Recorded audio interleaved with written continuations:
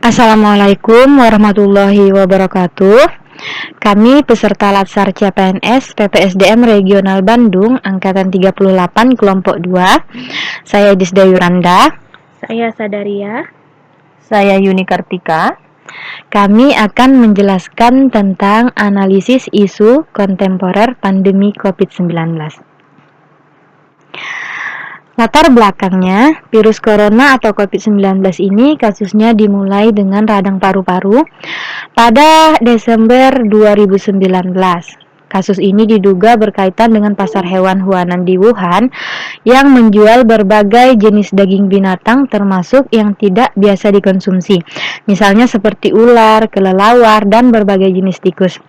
Virus corona ini diduga dibawa oleh kelelawar dan hewan lain yang dimakan manusia hingga terjadi penularan.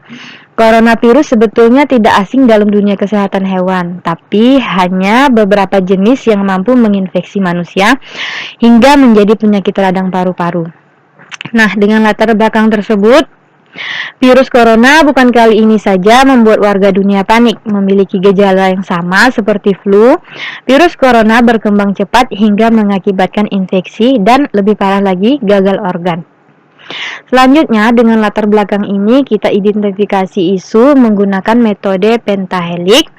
Yang pertama, isunya adalah rendahnya kepercayaan masyarakat tentang vaksin.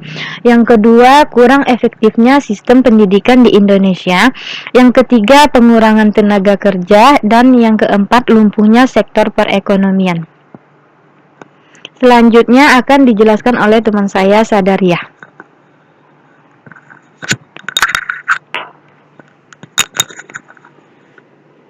Baiklah, kita akan menentukan isu prioritas menggunakan metode USG. USG adalah salah satu alat untuk menyusun urutan prioritas isu yang harus diselesaikan. Caranya, dengan menentukan tingkat urgensi, keseriusan, dan perkembangan isu dengan menentukan skala nilai 1-5. Isu yang memiliki total skor tertinggi merupakan isu prioritas.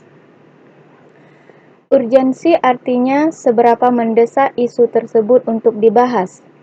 Seriousness artinya seberapa serius isu itu harus dibahas dikaitkan dengan akibat yang ditimbulkan. Dan growth yaitu seberapa besar kemungkinan terburuknya isu tersebut jika tidak segera ditangani sebagaimana mestinya. Nah, dilihat dari tabel berikut. Untuk menentukan isu prioritas menggunakan metode USG, pada masalah rendahnya kepercayaan masyarakat tentang vaksin, diperoleh skor 12 poin. Pada masalah kurang efektifnya sistem pendidikan di Indonesia, diperoleh skor 12 poin. Pada masalah pengurangan tenaga kerja, diperoleh skor 9 poin. Dan pada masalah lumpuhnya sektor perekonomian, diperoleh skor 13 poin. Berdasarkan poin tertinggi isu yang akan kita angkat adalah lumpuhnya perekonomian pada masa pandemi COVID-19.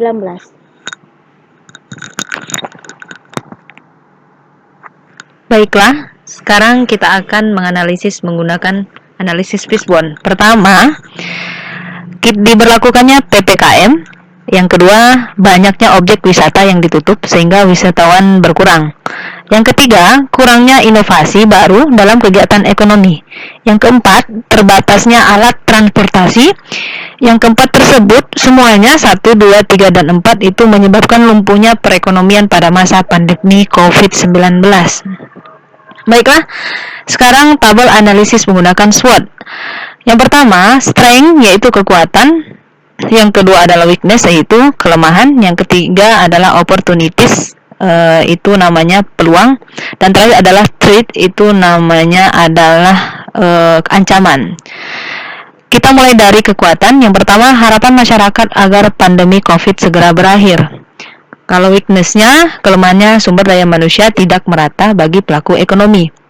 Sedangkan peluangnya adalah mengalihkan aktivitas masyarakat berinovasi secara online. Akibatnya adalah meningkatnya pengangguran, PHK, kemiskinan, dan kelaparan. Oke, kita ambil yang kedua, kebijakan pemerintah dalam pemberlakuan PPKM. Kelemahannya, ketidaksiapan masyarakat untuk alih profesi. Terus peluangnya, opportunities adalah bantuan material dari pemerintah seperti dana UMKM atau dana BLT. Ancamannya adalah pembentukan new normal.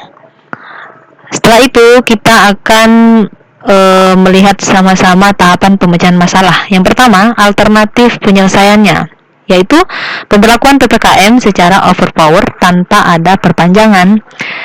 Yang kedua, tahap penyelesaian masalah. Pertama, membatasi pergerakan dan perpindahan masyarakat dengan kesepakatan waktu yang konstan baik dari sistem otonomi daerah maupun bangsa asing. Yang kedua, pemberian bantuan berupa bahan pangan.